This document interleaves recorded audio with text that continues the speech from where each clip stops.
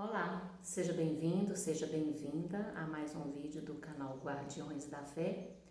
Eu sou Edmeia Lima e nós estamos tratando aqui nesse canal sobre a história da guerra do mal contra o bem. Nós estamos falando sobre o período muito conturbado desta guerra, que é o período da Inquisição. Esse já é o terceiro vídeo sobre esse assunto. Se você não assistiu os anteriores, sugiro que os assista, ok?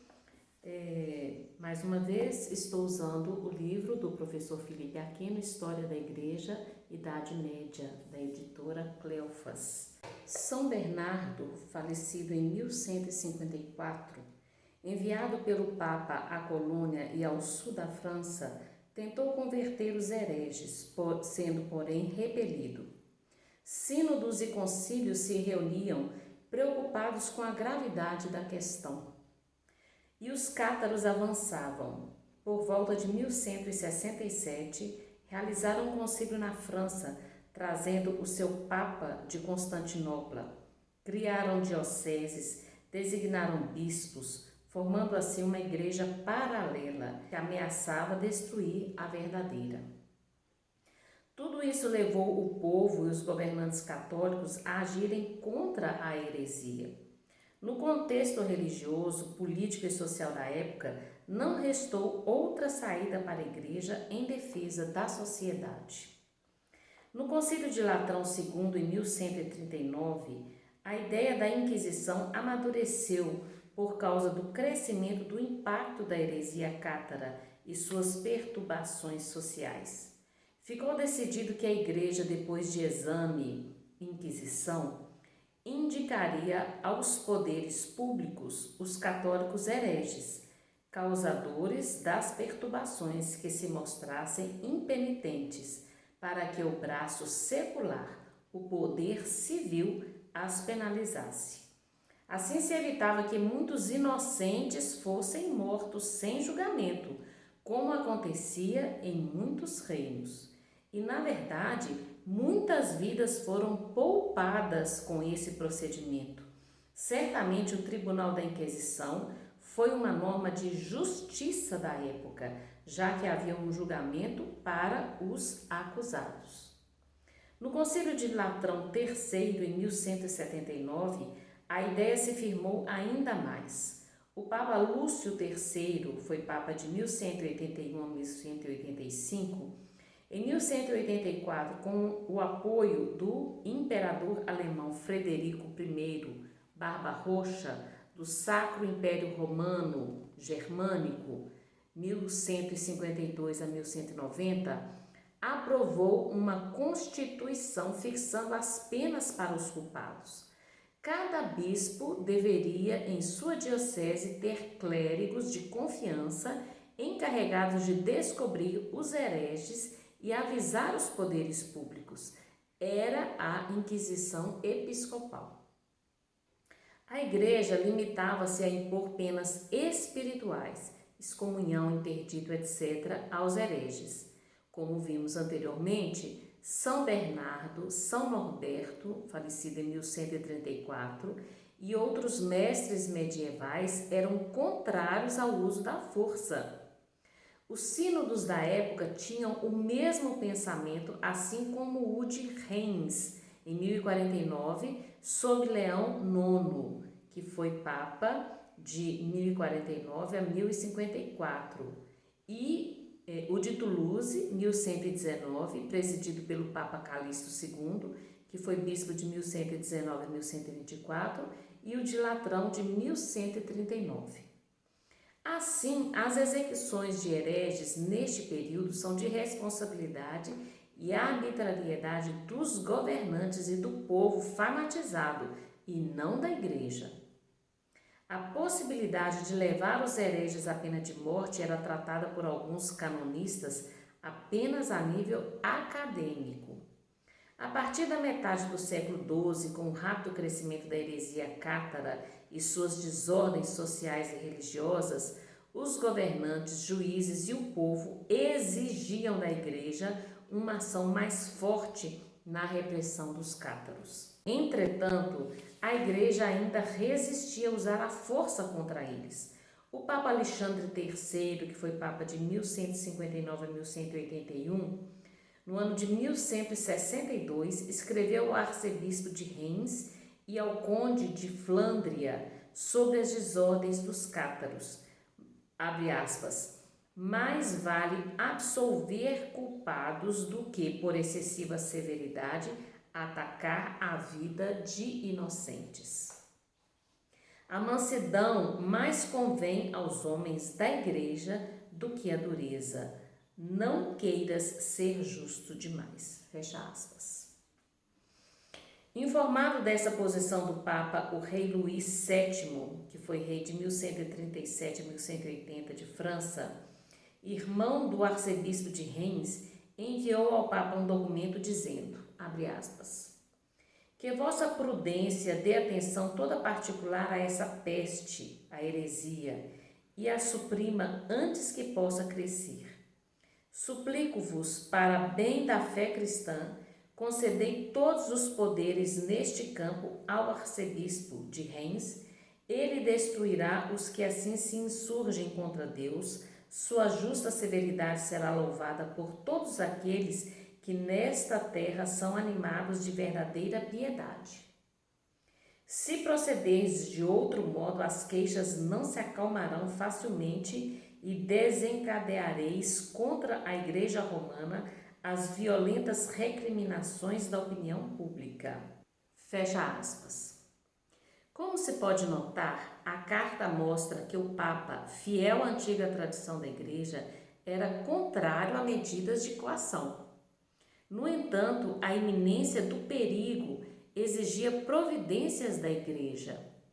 Povo e príncipes exigiam repressão eficiente. Como vimos em muitas regiões, o próprio povo e as autoridades agiam por conta própria. O Papa entendeu que devia mudar de atitude e regular o procedimento jurídico. Essa regulamentação do poder eclesiástico e do poder secular era urgente para reprimir as arbitrariedades com que agiam os príncipes, os senhores feudais e o povo contra os hereges, condenando-os à morte sem direito a julgamento. Neste sentido, o Concílio de Tours, presidido por Alexandre III, que foi o Papa de 1159 a 1181, em 1163, o concílio reconheceu a necessidade de combater os albigenses com penas temporais e pediu aos príncipes que prendessem os hereges notórios e os castigassem com o confisco de seus bens, mandava inquirir, ou seja, procurar, os agrupamentos secretos dos hereges cristãos. O Concílio de Latrão III, em 1179, afirmou que os príncipes tinham o direito de submeter os hereges à servidão. Por fim, a Assembleia de Verona, Itália, a qual compareceram o Papa Lúcio III, que foi Papa de 1181 a 1185, o Imperador Frederico I Barbarroxa, de 1122 a 1190, numerosos bispos, prelados e príncipes, baixou em 1184 um decreto de grande importância. O poder eclesiástico e o civil, que até então haviam agido independentemente um do outro, deveriam agir juntos para enfrentar o perigo. Cada bispo, por si ou por pessoas de confiança, uma ou duas vezes por ano, inspecionariam as paróquias suspeitas, ajudados pelos condes, barões e as demais autoridades civis, sob pena de perder seus cargos ou ver o interdito lançado sobre as suas terras. A Inquisição tinha dois braços, o religioso e o civil, que agiram juntos para defender a sociedade.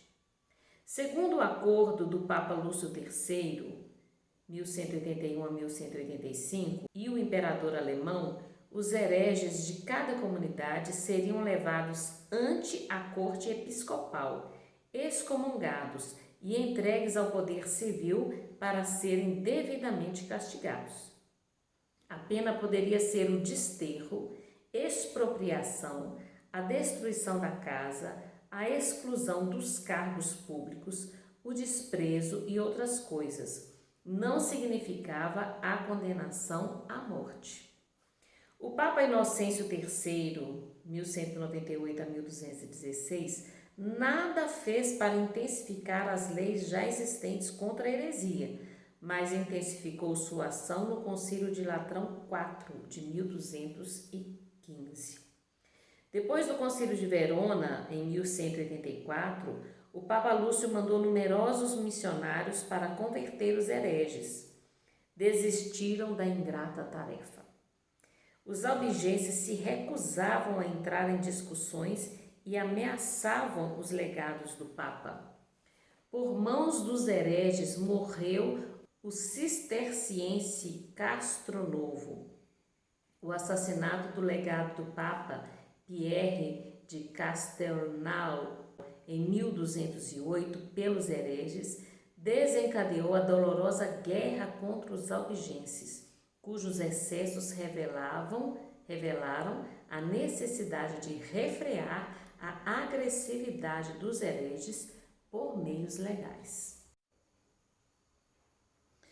O rei Filipe Augusto, que foi rei de 1180 a 1223, avô do rei São Luís IX da França, que foi rei de 1226 a 1270, organizou uma cruzada contra os albigenses depois do assassinato de Pedro Castelnau, 1208, crime de que foi acusado o conde de Toulouse, Raimundo VI, partidário dos hereges. O Papa Inocêncio III, 1198 a 1216, convocou os cristãos, sob o comando de Simão de Montfort, para a cruzada contra os albigenses no sul da França, no mesmo espírito das cruzadas para libertar a Terra Santa. O povo aderiu em massa. Foi uma dessas terríveis guerras de religião que a Europa conheceu, pois nada era mais importante que a fé. A batalha foi terrível. A cidade de Béziers foi tomada e houve muitos mortos. Depois de uma paz humilhante, Raimundo VI pegou em armas novamente e foi vencido em Muret, 1213. No entanto, o Languedoc, sul da França, e a Provença o abandonaram a favor de seu filho Raimundo VII, e a guerra acabou em 1229. Para o povo cristão dessa época, essa era uma guerra justa, não podendo ser julgada com a mentalidade de hoje. Segundo os dados históricos, é inegável que os albigenses espalhavam na França o incêndio, o saque, o homicídio, ao mesmo tempo a heresia e o insulto às coisas sagradas, e a ordem pública na Idade Média era a ordem social cristã. A Igreja e o Estado tinham o direito e o dever de o defender contra a desordem e o crime. Foi o imperador Frederico II, que foi imperador de 1220 a 1250, quem depois promulgou, em 1224, novas constituições imperiais e que, pela primeira vez, estipulavam expressamente a pena da fogueira contra hereges impenitentes. Portanto, o que a Inquisição teve de pior surgiu de decisões tomadas por um imperador e não pela Igreja. É bom relembrar que Frederico II foi cético e excomungado pelo Papa Inocêncio IV, que foi Papa de 1243 a 1254. A pena de morte pela fogueira era usada na época. O imperador Frederico II foi um dos piores adversários que os papas tiveram no século XIII. Mesmo assim, em 1220, ele exigiu que todos os oficiais de seu governo prometessem expulsar de suas terras os hereges conhecidos pela Igreja. Declarou a heresia crime de lesa majestade, sujeito à pena de morte, e mandou procurar os hereges. Em 1224, publicou um decreto mais severo do que qualquer das leis citadas pelos reis ou papas anteriores. As autoridades civis da Lombardia deveriam não somente enviar à fogueira quem tivesse sido comprovado herege pelo bispo, mas ainda cortar a língua aos sectários a quem, por razões particulares, se houvesse conservado a vida. Em 1226, na França, o rei Luís VIII, que foi rei de 1223 a 1226, decretou que os excomungados pelo bispo diocesano ou seu delegado deviam ser castigados. Em 1249, São Luís IX, de 1226 a 1270, pediu a seus barões para tratar os hereges de acordo com o dever. Um decreto do Concílio de Toulouse, em 1229, exigia punição a esses hereges. O Coutumes de Bevaises, não sei se pronuncia assim, de São Luís IX, correspondia a um costume alemão de 1235, o qual inclui como lei a execução dos incrédulos na fogueira. O fato de Luís IX ser canonizado, sua memória litúrgica é celebrada dia 26 de agosto, logo em 1297, mostra o quanto essa mentalidade era aceita com naturalidade, necessária e até sagrada nessa época. O historiador Jean-Louis Bget, no Simpósio do Vaticano, 1998, afirmou que a heresia na França se dava aproximadamente na proporção seguinte: em 1241, 15% da população de Montauban eram hereges, 5 a 6% de Toulouse em 1260, 2,5 a 5% de Albi entre 1285 e 1300 e 2,5% de Béziers em 1209. O catarismo era constante em toda a região do Languedoc da França, no século XIII, Simpósio do Vaticano, página 81. Em 1215, São Domingos de Gusmão, o fundador da Congregação dos Frades Pregadores dos Dominicanos, participou dos esforços de converter os hereges. Foi provavelmente em 1216 que o Papa Inocêncio III o designou primeiro inquisidor. Naquele mesmo ano fundou-se, pois em Toulouse, o primeiro Tribunal da Inquisição, a que deviam seguir muitos outros em todos os países cristãos.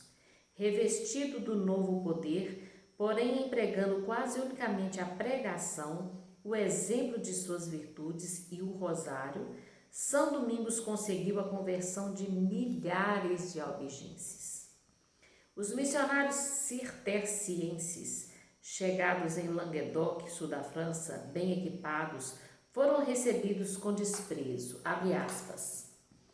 Eis a cavalo os ministros de um Deus que andava a pé. Fecha aspas. Domingos teve então a ideia de fundar uma ordem de frades pobres e estudiosos para que pudessem pregar a doutrina cristã não somente com palavras, mas com o exemplo de suas vidas, sem as suspeitas de interesses materiais.